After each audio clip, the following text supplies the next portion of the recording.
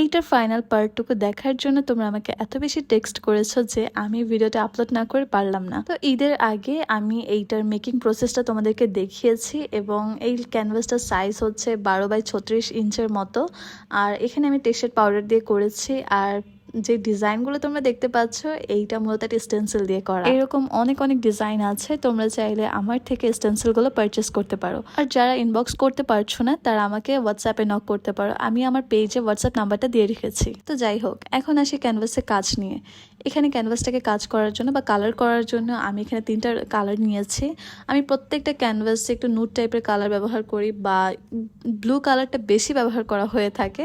তো এবার ভাবলাম যে ডিফারেন্ট কিছু করা যাক। ডিফারেন্ট কিছু যেহেতু করব, আমার এখন অবধি রেড কালারটা নিয়ে কোনো ক্যানভাস মেক করা হয়নি, তো ভাবলাম আমি এবার রেড কালারটা ব্যবহার করব।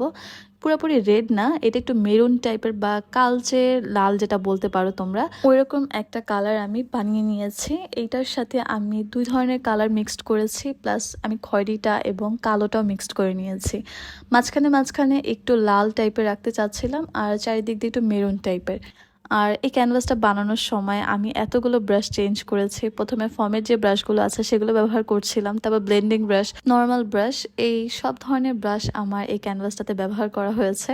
আর ক্যানভাসটা বড় হওয়ার কারণে একটা জায়গায় সুন্দর মতো রেখে কাজ করা যাচ্ছিল না, বারবার প্লেসটা আমার চেঞ্জ করতে হচ্ছিল। আর এরকম ক্যানভাস দিয়ে কাজ করার সময় কালারটা হচ্ছে অনেক সময় শর্ট পড়ে যায় বা অনেকের কাছে প্রপার কালার থাকে না।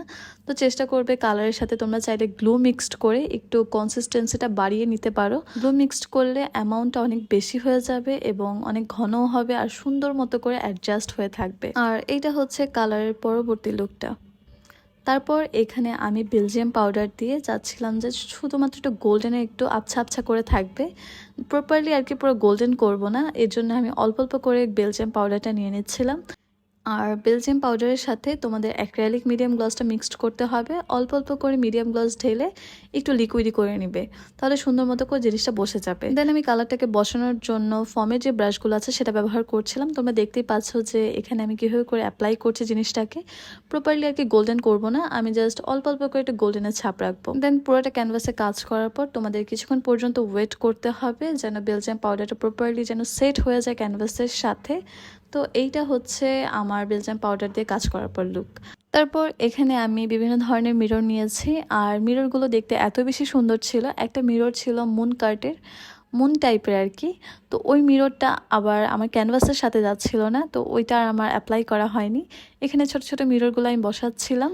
আর প্রতিটা মিরর বসানোর জন্য আমি B7000 যে গ্লুটা আছে সেটা ব্যবহার করেছি। আজকের ভিডিওতে আমি তোমাদেরকে ডিটেলসে